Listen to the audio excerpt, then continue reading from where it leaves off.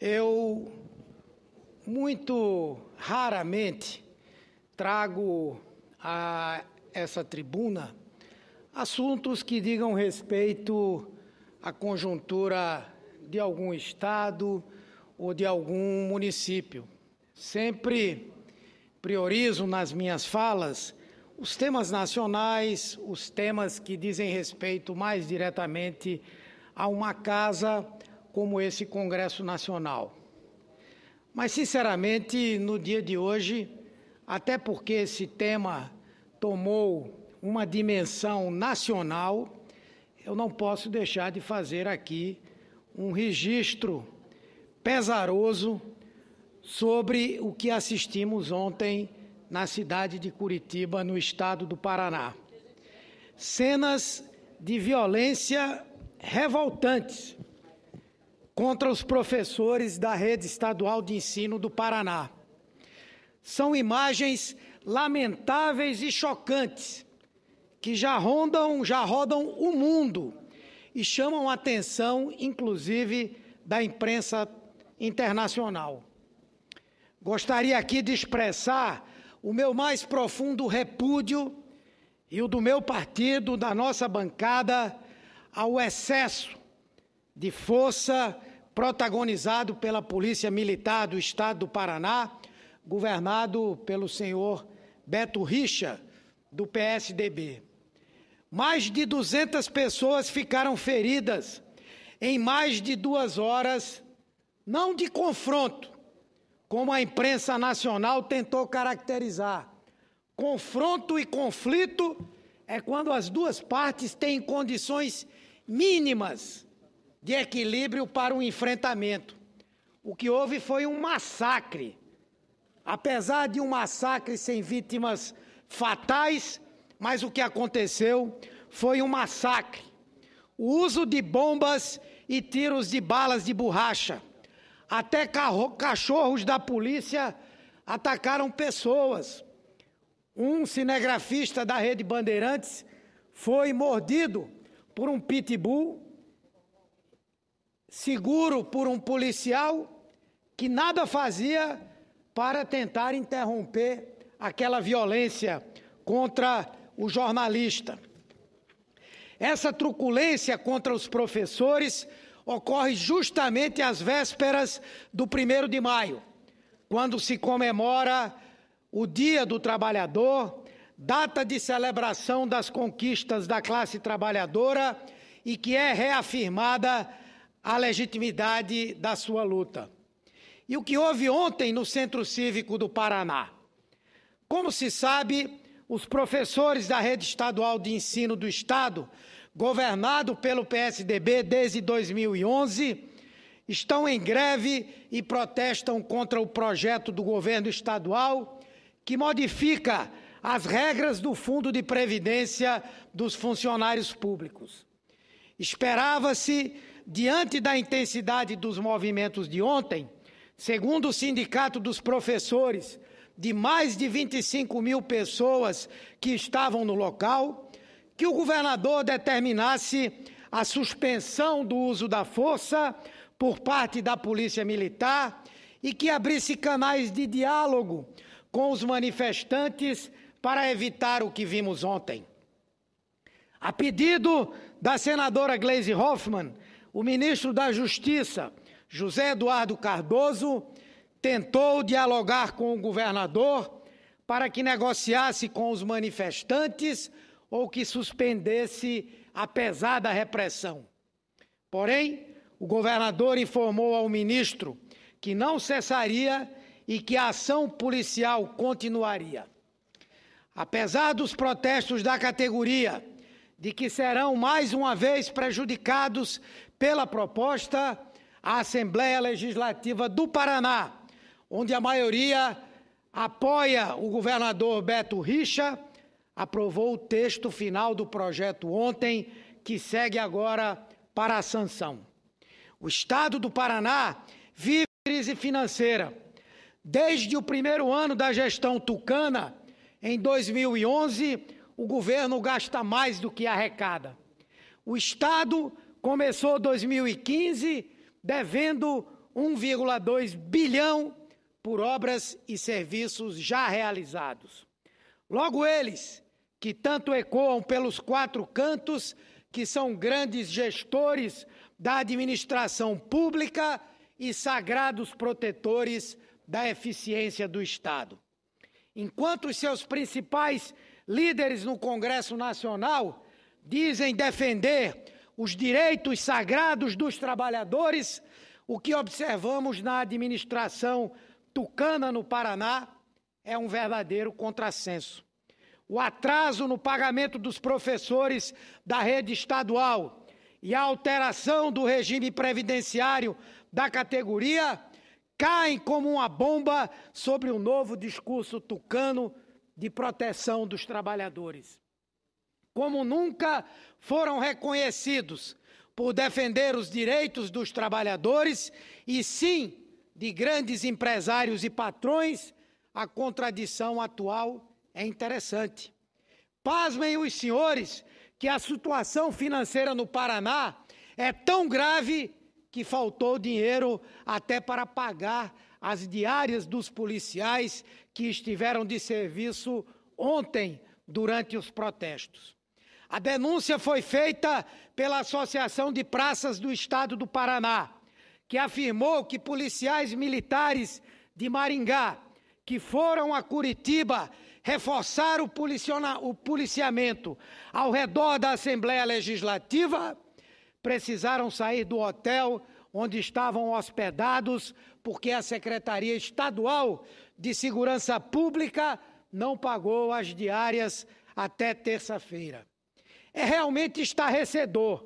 Os guardiões dos cofres públicos e agora defensores dos trabalhadores deixam à míngua os servidores do Estado que trabalham em áreas extremamente sensíveis para melhorar a vida do cidadão. Além disso, os tucanos do Paraná estão com dificuldades para explicar as denúncias feitas por deputados estaduais da base do governo de que, se não votarem com o governo estadual a favor da reforma da Previdência, a liberação de recursos para obras e projetos de interesse deles serão cortados. Quem diz isso é a própria base de sustentação do governo do Estado. Como defender, de um lado, garantias para os trabalhadores e, do outro, atacar uma das categorias mais importantes do nosso país, incluindo o atraso no pagamento dos salários? Como defender uma gestão austera do governo federal se no Estado administrado por eles a situação está à beira de um colapso? Como defender as manifestações de rua pelo impedimento da presidenta Dilma Rousseff, eleita democraticamente nas urnas, e quando são alvos de protestos, agir de forma absurdamente truculenta? Como defender a prática de uma suposta boa política se as informações que chegam do Paraná dão conta de que os deputados estaduais da base têm de votar pelos projetos de interesse do governo, senão perdem a liberação de verbas? Como defender o diálogo por parte da presidenta Dilma se o governador do Paraná está passando o rolo compressor sobre os professores? Aliás, me causa espécie o fato de que o novo paladino da luta dos trabalhadores, de que o defensor dos direitos da população trabalhadora brasileira, de que o defensor maior da democracia no Brasil, o candidato derrotado Aécio Neves, não veio hoje a essa tribuna, nem sequer ao parlamento, para explicar o modus operandi do PSDB no que aconteceu ontem no estado do Paraná. Quantas vezes esteve aqui para dizer que a presidente era antidemocrática? Quantas vezes esteve aqui para dizer que aqui se trabalhava na base do é dando que se recebe?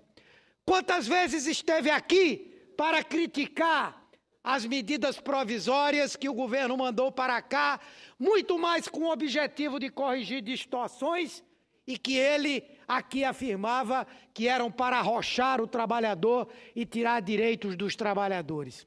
Imaginem o governador dele no Paraná, que lhe deu maioria de votos na eleição passada, arrancar recursos do fundo de pensão, da previdência dos trabalhadores para poder pagar a previdência de outros trabalhadores. Onde está o senador Aécio Neves? Onde está o democrata, o defensor da boa gestão? Aonde está o PSDB para aqui defender o indefensável, defender uma gestão temerária e, acima de tudo, a violência cometida contra os trabalhadores? Eu estou aqui, ouço com atenção aqui uma voz que, acredito, vai tentar justificar o injustificável. Eu gostaria, em primeiro lugar, que o senhor justificasse a invasão de uma Assembleia Legislativa, ou a tentativa de invasão de uma Assembleia Legislativa, para impedir a votação de um projeto de lei. Porque a ideia é que iam acompanhar a votação é conversa mole. Iam impedir a votação, ocupar os lugares da Assembleia, os lugares dos representantes do povo, para impedir que a sessão se realizasse. Aliás, essa prática é comum nos ditos movimentos sociais que são correios de transmissão do seu partido. Veja o que aconteceu em Brasília, o MST, que recebeu agora uma homenagem à medalha da Inconfidência, ao seu líder, em Minas Gerais. Tentaram invadir o Palácio do Planalto. Houve 30 policiais militares feridos. Em São Paulo, o tal MTST, do senhor Guilherme Boulos, foi estimulado pelo prefeito do PT a ocupar a Câmara Municipal de São Paulo para, na marra, impedir a votação de um projeto de lei de zoneamento. A tal Via Campesina, que é também outra das queridinhas do PT, invadiu a sede da CNTBio para impedir a deliberação de um órgão técnico ligado ao Ministério da Ciência e Tecnologia a respeito de transgênicos. Então, veja, não há inocentes neste caso. Vossa Excelência quer apresentar as pessoas que que se confrontaram à Polícia Militar como sendo vítimas. É possível que sejam, e quando há delitos, eles têm que ser apurados. Se o uso da força, que é legítimo para garantir o funcionamento de um órgão do Estado, que é a Assembleia Legislativa, se o uso da força transbordou dos limites legais, dos limites da prudência, evidentemente os responsáveis têm que ser punidos, e eu não tenho dúvida nenhuma de que o governador Beto Richa, que não precisa das suas lições de democracia para cumprir os seus deveres, ele o fará. Agora, eu penso, meu caríssimo líder do PT, que o seu partido é o menos autorizado para, entre todas as agremiações políticas, para preconizar a prudência e a moderação.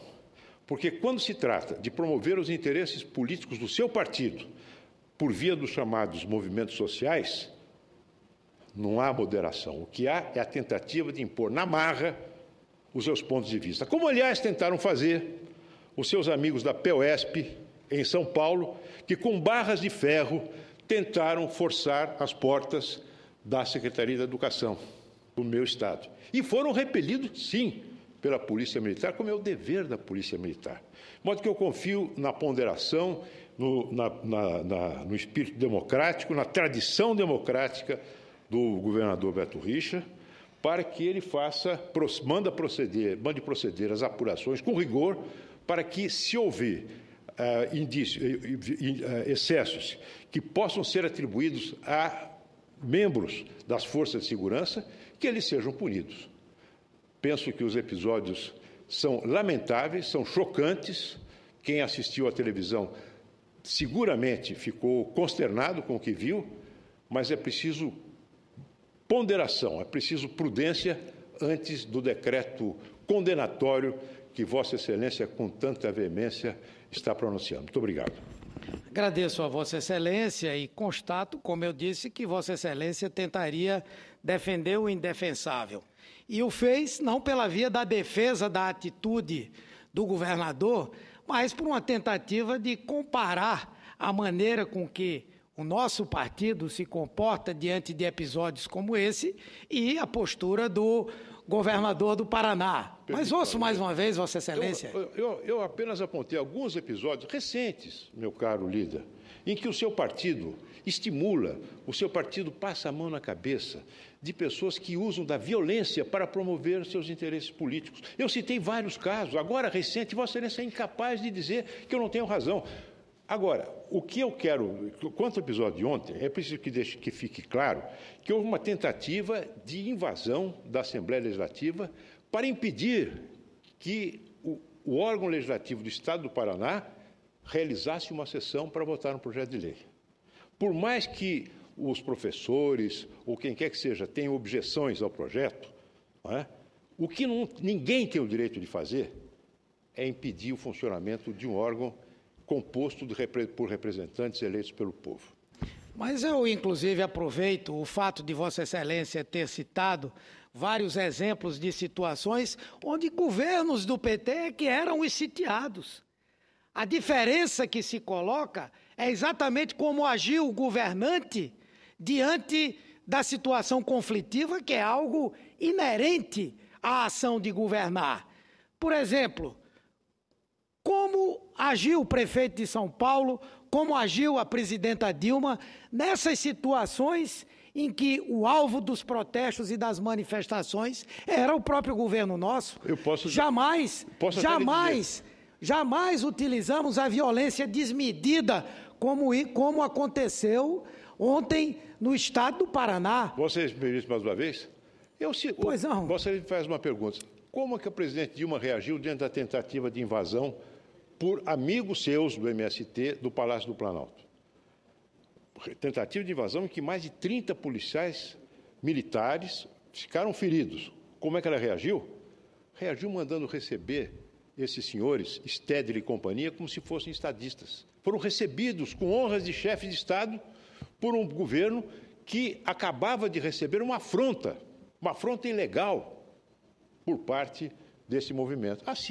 É assim que agiu o governo do PT. Em outras ocasiões foram enérgicos. Há muitas cenas, por exemplo, de pancadaria do governador da Bahia, Jacques Wagner, contra manifestantes, inclusive professores e pessoas reivindicando salários. Eu não o condeno a priori, porque é preciso que se saiba se a polícia agiu ou não dentro dos limites da lei no cumprimento do seu dever. Agradeço mais uma vez a tolerância, meu caro líder, por ter permitido voltar à parte com tanta frequência, mas ouço a sequência do seu discurso. Eu agradeço a parte de Vossa Excelência, mas, como eu dizia, a diferença é que, nas situações que vivenciamos, não estiveram lá 200 pessoas desarmadas, feridas, dentre elas mais de 30 em estado grave. A utilização descabida e exagerada dos mecanismos de repressão contra um grupo de trabalhadores que certamente poderiam querer ocupar a Assembleia Legislativa. Nós não somos favoráveis a isso, mas entendemos que não é da maneira como o governo do Paraná enfrentou os grevistas que se deve construir o entendimento e construir a ação democrática do governo. Ao contrário, o governo federal procurou, inclusive, intermediar, ajudar, dar apoio. E aí é onde a questão se agrava, Excelência, porque não somente o governador mandou que se fizesse, como eu vi na sua entrevista à noite, ele defendendo a forma como foi feito. Portanto, me parece absolutamente razoável cobrar das lideranças tucanas que façam uma condenação ampla, no mesmo nível que procuram condenar pelas mais diferentes razões o governo do PT, que o façam em relação ao governo do Estado do Paraná, aos tucanos que lá estão desde 2011. O PT tem um compromisso que sempre foi pautado pelo diálogo, pela valorização dos trabalhadores, pelo respeito às minorias e por um Brasil mais justo. Não nos movemos por interesses temporários e por discursos que não se sustentam. Os nossos ideais estão aí há muito tempo e seguiremos com eles até o fim. Por isso tenho certeza que amanhã, 1º de maio, Dia Mundial dos Trabalhadores, sem dúvida, 2 pontos haverão de permear as manifestações dos trabalhadores. O primeiro deles é a defesa dos interesses e da preservação dos direitos sociais, e que hoje se personifica ou se consolida no enfrentamento à proposta de terceirização do trabalho. E o outro, que é, sem dúvida, o da defesa da liberdade sindical, da liberdade de organização, de manifestação e de expressão, que é o repúdio à ação tucana no estado do Paraná no dia de ontem. Muito obrigado, senhor presidente, pela tolerância.